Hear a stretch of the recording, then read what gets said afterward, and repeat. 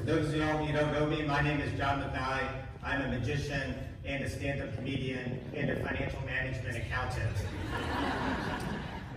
And I am so excited for the first time in years to be talking in front of actual human faces and not just Microsoft Teams profile pictures that have not been updated in 4 years. I am so happy to be here at my favorite center, Johnson Space Center. But let me quickly introduce myself and what qualifies me to speak for you today. I work in Headquarters Financial Management Division. Shout out to FMD. Shout out to FMD. Where are you at? Okay. All right. There's John. Yeah.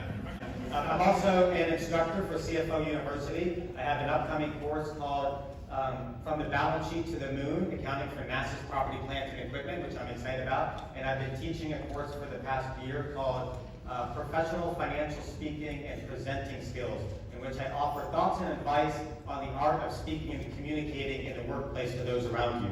And that's the general topic we're going to cover today. But to answer the question of what ultimately qualifies me to speak at this wonderful conference, I asked Joe McIntyre, Joe, can I talk at your conference? And he said, sure, but keep it short.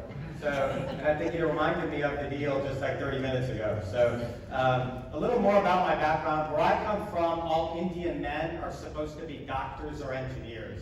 I think, I guess it just didn't work out for me. I don't know. I think that's because those are professions that have a tangible output of your work. So for example, my sister Susan is a civil engineer in Virginia. She designs roads and bridges. She can point to an intersection that she helped design and say that is a tangible output of her work. I have a twin brother who's a mechanical engineer in Georgia. He works on power plants in Georgia. Any Georgia resident who flips their light switch on, he can point to that as a tangible output of his work. So if somebody were to ask me, John, what's the tangible output of your work? Can I get next slide, please? I would say Google NASA agency financial report. Scroll down to the balance sheet on page 45. See that number 15? Describe this fund balance of treasury. I help with that number. What, is that not enough?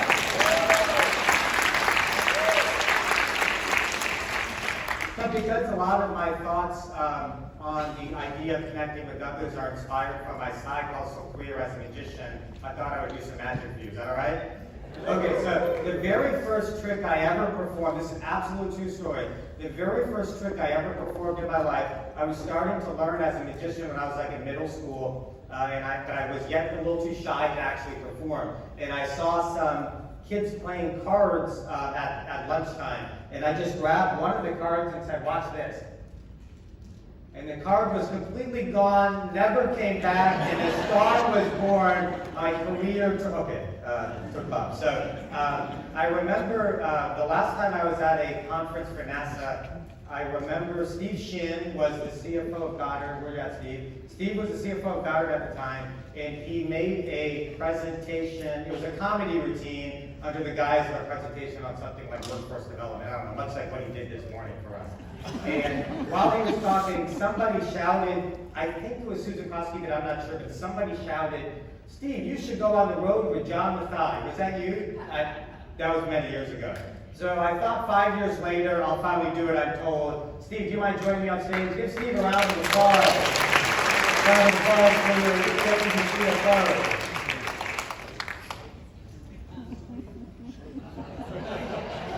What did he say? You stand over here? Okay. No, I said, Emma, if he hypnotizes me, cut it off. If shit will come out, none of you should. I'll tell the jokes around here, Steve. So, Joe, we are going to collectively think of a playing card. Okay, so we're going to imagine that I have a deck of playing cards in front of me, all in order. And a deck of cards is made up of number cards and picture cards. Do you want to take out the number cards or take out the picture cards? Let's take out the number cards. Number cards. So we're going to take them out, and we're only left with picture cards. Those are jacks, queens, kings. Remember I said we're going to think of a card. I want you to point to somebody, maybe a CFO that's sitting near the front. Vicky. Vicky. Okay. Vicky. So jacks, queens, or kings. We're going to think of one card, so I'm going to ask you which one do you want to think of, jack, queen, or king? King, are you sure? Okay, point to somebody else. Good. Sherry, okay, so kings, there are black kings and there are red kings. Which one do you want? Red. Red, are you sure? Okay. I'm going to put my phone out here. She doesn't have again. Okay. Last person. Well, we can do the brand new AIM CFO, Ken Levin. Oh, Ken. Okay, so you said kings, red kings. So there are, we have king of hearts and king of diamonds. You get the final pick. Let's go hearts. Are you sure? Do you want to change your mind? No. Please? No, hearts. Hearts it is. Okay, I want you to see my phone here, right? If I were to just open my phone, I'm going to give the phone a shake. Can you just see, like, there's a card? There's a card, like, floating in my phone. I don't know if you all can see that here. But if I just whip it out, there's actually a card inside my phone. Wow. Okay. So you said, Vicky, you said king. Shira, you said red king. And what was your last one? King of hearts. How do we do? That's King of Hearts. We got the king of hearts. Wow. Anyway, I think it's just so cool. It's 5 years ago. How did Susan Koski know that you would pick the exact right people to match the card that I have in my pocket? Round of applause for Steve. Thanks a lot for that. Okay. So, as I mentioned before, I built a CFOU course called Professional Financial Speaking. Can I get the next slide?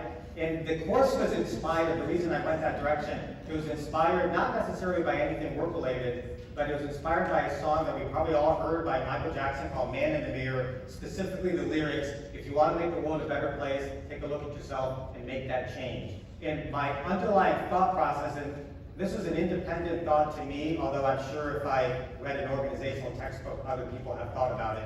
But I've noticed that in large organizations, much like NASA OCFO, decisions are often made at a level or levels above the working knowledge.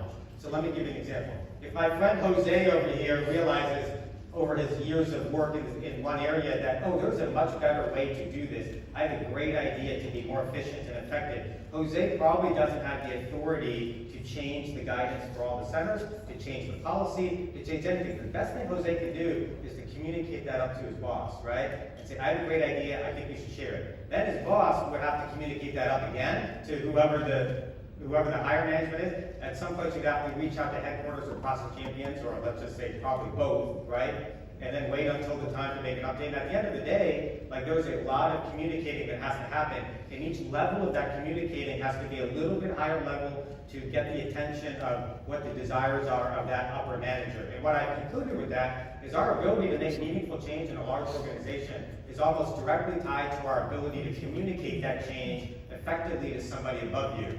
And so I bet in a room of this size, with those in the room and those virtually, there are probably a lot of brilliant ideas that are just sitting in your head because you just don't want to do all that other stuff.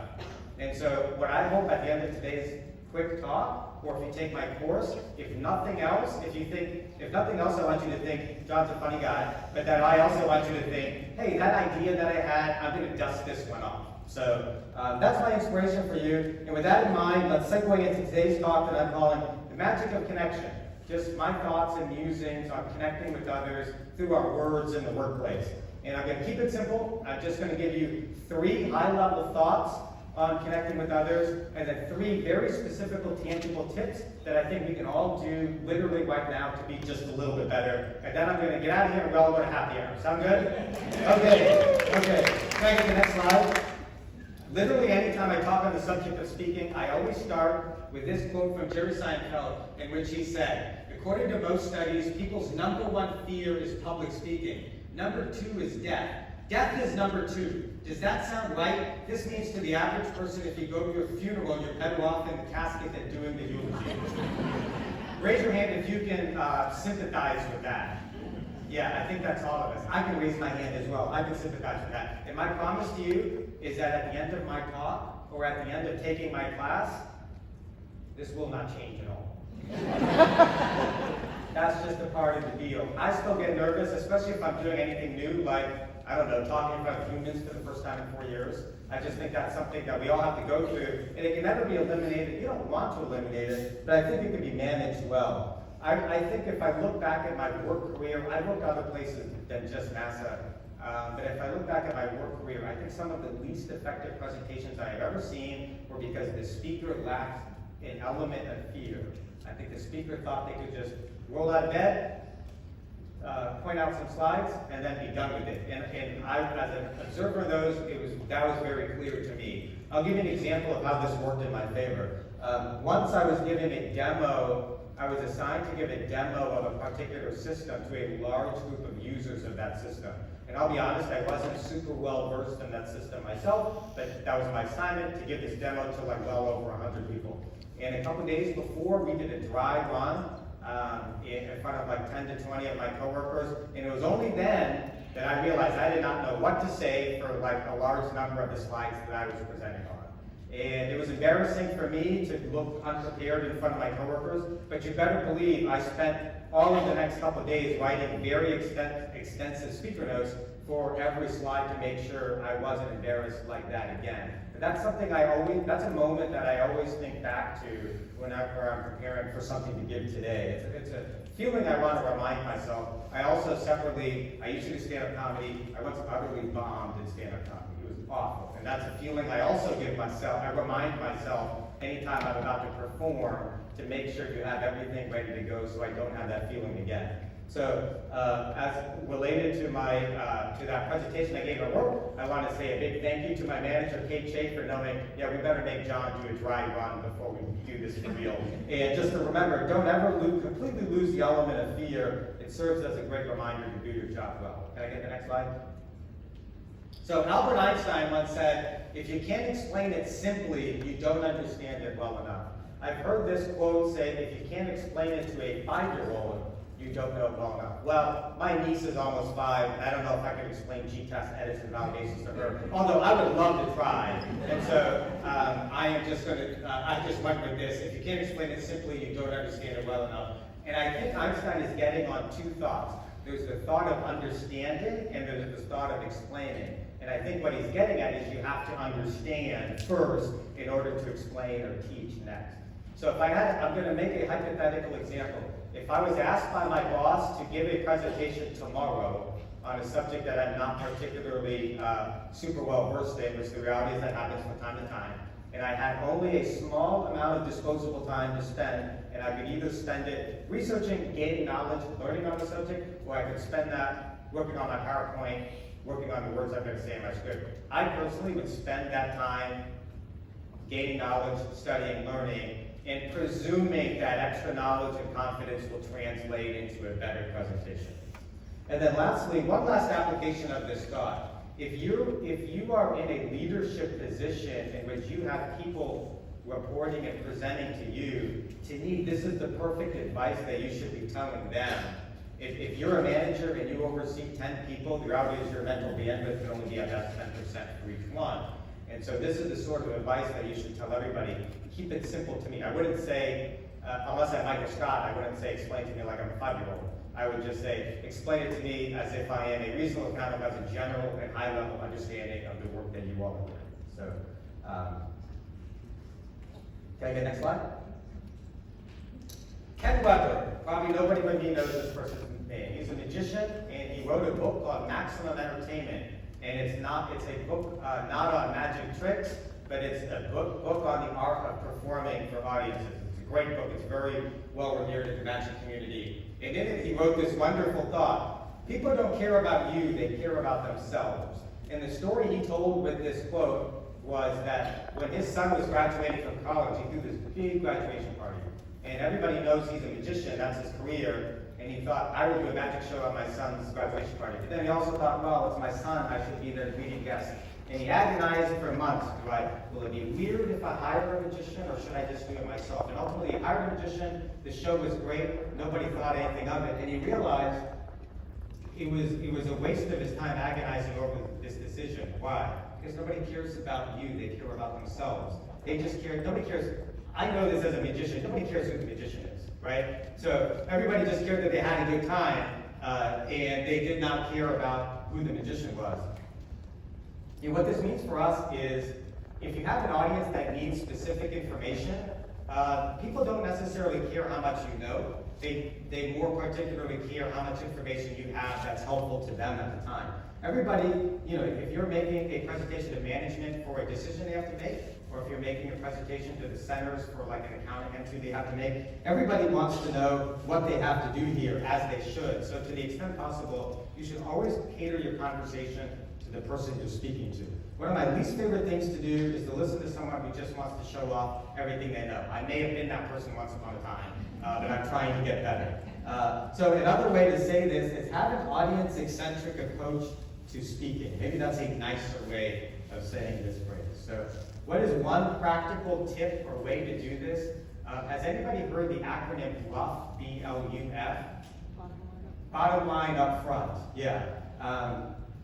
Tell them what they ultimately need to know right in the beginning. I'm going to tell you right now, if you're starting a meeting, it's not a movie, you can spoil the ending. So for example, I may start a meeting and I would say, spoiler alert, at the end of this meeting, all the centers are going to have to do a JV to fix their abnormal balance. That's code for don't mentally check out just yet, right? And that's, to me, that's a well understanding that people in the audience just want to know what they have to do here. And so as clear as I can be, I don't want to have a 60-minute meeting and tell them the important thing at minute 55. Tell them the important thing way up. So people don't care about you, they care about themselves. Can I get the next slide? So now let's segue into 3 quick and easy tips for all of us to adopt to be a little bit better starting today. Tip number 1, make friends at work. This seems like an oddly placed piece of advice. Let me explain. So when I used to work as a consultant for Carney and Company for many years, and I met somebody named Curtis who worked for Carney for many years just out in the hallway. Right there, Curtis. Good to meet you, man. Great place to work. Yeah, great place to work. And there were many circumstances as a consultant where I would be speaking to people who don't know who I am. So for example, I may be considered a subject matter expert, would speak to a new client or a prospective client about some things that I'm familiar with that our company can do for them. And the reality was, because these people didn't know me, I would be judged solely by the content of what I had to say. There's no preconceived notions about who I am. But I became a federal employee in 2019. Shout out to Joe, Steve, everybody else who hired me back. Thank you guys. And I realize now that as a federal employee, literally every time I may speak, people know who I am, right? I speak within organizations, either OCFO or organizations connected to OCFO. I don't think anybody would ever hear me speak in a way and they would say, who is this John Mathai guy? Like, everybody kind of knows who we are here. And so in my professional opinion, your words will often be perceived through the lens of your reputation. So if people like you, if people think well of you, they're more inclined to listen and want to hear what you have to say, and more inclined to like what you have to say. And I hope this is good news to many of you, that even if you're not the greatest speaker or presenter, but if you're good at your job and people know that about you and people genuinely seem to like you, your ability to connect with others might be going better than you think. If you feel nervous about something, it may be going better than you think. So I hope this is something that's considered good news. I can't imagine anyone watching me today saying, I hope this is the day John Mathai screws up that card trick. I hope that's not the King of Hearts in there. No, I consider everybody here my friends, and I just presume that you guys are all rooting for me. So one practical tip I will say is, a phrase I use all the time is pound the pavement, right? So use your friends to pound the pavement. So I'll give you an example. I used to often speak at a bi-weekly or a monthly call with all the centers, and I work for headquarters, so let's just say I was speaking on something that we were working on at headquarters on a particular topic. I would call my friend Kimberly at Johnson, and I would say, Kimberly, I'm going to be talking about XYZ. I know you were working on it this past month. After I open it up for questions or comments, can you chime in next just to offer what you've been doing? And that was my way. I have this phrase, when the music starts, someone has to get on the dance floor first. That was my way of getting the dance floor open. And I think to some people it looked like I had the ability to speak in a way that engaged others to speak after me in a productive way. That might have been true, but that wasn't because I was speaking in that way. That's because I was using my contacts to pound the pavement to kind of ease a good conversation. So get to know people better, engage with those around you, help your teammates be better, and let them help you be better. So remember this one. Tip number 1, make friends at work. Okay, can I get the next slide? Be a storyteller. Brene Brown once said in a TED Talk, stories are data for the soul. And I think what she was getting at is she knows that people remember stories better than they do facts and figures. Now, I understand people like us who work in finance and budget, that it's harder to, you have to add some creativity in order to do this, but you don't want to add too much creativity, and so I get this can be a little complicated, but let me offer some tips that work for me. So when I would be presenting accounting guidance to the centers, I would often present a scenario that we worked on, but presented in an actual case study format in which I would talk through everything that happened in order to engage people in understanding what it is we worked on. So for example, I might present a slide that describes that my friends Melissa, Nick, and Allison, who work at Glenn Research Center, shout out to Melissa, Nick, and Allison, somewhere out there. Thank you, yeah, my friends. I might say that they were made notified that right before year end, an aircraft showed up at the center from the DoD without any financial accounting data, without any documentation, and it's just about year end. What do we do? And I would say, here's what they did, here's what they looked into, then when they reached out to headquarters, here's what we looked into, here's what we were able to do, and ultimately, here's how we collectively were able to resolve this problem, and let's talk about it so everybody knows and gains knowledge together. And I think this storytelling method accomplishes many objectives. One, the story helps people remember this whole accounting scenario way more than if I just posted a slide with FASAB requirements for how we handle transfer transactions, right? This whole story will help people remember what actually happened. Second, and I think maybe most importantly, the story humanizes the people that are involved. These are real hardworking people in NASA who are doing their best at work, and I think by applying names and faces to the work, one, that better helps people remember, but two, that better helps support and create a community, which is something we should always be trying to do well.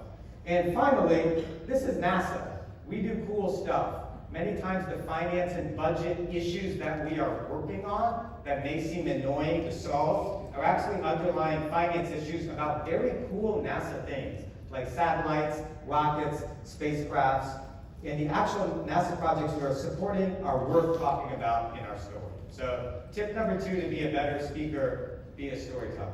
Next slide. Let's all say this together on the count of 3. 1, 2, 3. Act like you want to be there. Wow. Finally, anytime you're speaking in front of others on a work-related topic, act like you want to be there, and that you're proud of your job. So, what if you don't want to be there? Emphasize the first word and repeat after me. Act like you want to be there and be proud of your job. What if your boss put you in a bad spot to give a presentation on a topic you're not an expert in, you didn't have enough time to adequately prepare? Act like you want to be there and be proud of your job. Being put under the gun and having to speak in front of others in a less than ideal circumstance, I have a phrase for that. I call that being gainfully employed. We all have to do it from time to time. Just do it.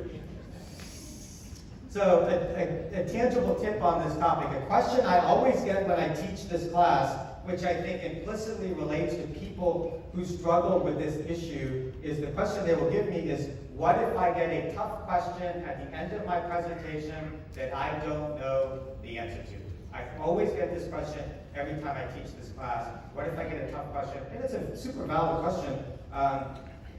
Let me just think about this for a second. We have all the CFOs are all sitting up front. You all are responsible for, I'll just say conservatively, 500 things. How often do you get a question you don't know the answer to? Often, all the time, right? Did anybody look at the Q&A chat for Ask CFO tomorrow? And it's just nothing but a whole bunch of questions. So I just feel like this is something that everybody has to be able to be ready to do. And here are my thoughts on this. If I get a question that I can't fully answer to, I always answer with these exact words. Thanks for the question, let me tell you what I know. Thanks for the question, let me tell you what I know. So for example, if the question's coming in is maybe more applicable to the procurement office, or let's just say it's applicable to my office, I just don't know the answer. I would say, thanks for the question, let me tell you what I know. Then I would offer whatever nugget of information or knowledge that I do have. I do have knowledge on the subject I'm presenting at. I may not know enough to answer your question, but I definitely know something. So I would try to helpfully provide something that I know on this topic, and then I'd segue to, but if you want to know X, Y, Z, we should probably go have a conversation with procurement. Or if you want to know X, Y, Z, give me a moment to research and I'll get back to you next week. And I think this does a couple things. One, it helps you avoid saying the phrase "I don't know," because that sometimes doesn't come across as particularly helpful. But two, I think it just gives the impression of a good faith effort. That I don't know everything, but I'm willing to meet you halfway. So the magic phrase I use is, thanks for the question. Let me tell you what I know. Got it? Okay. So just remember, if you forget all of this, if you forget everything I said today, remember two things. John's a funny guy, remember, don't forget that. And then two, act like you want to be there. Okay? Can I have the next slide?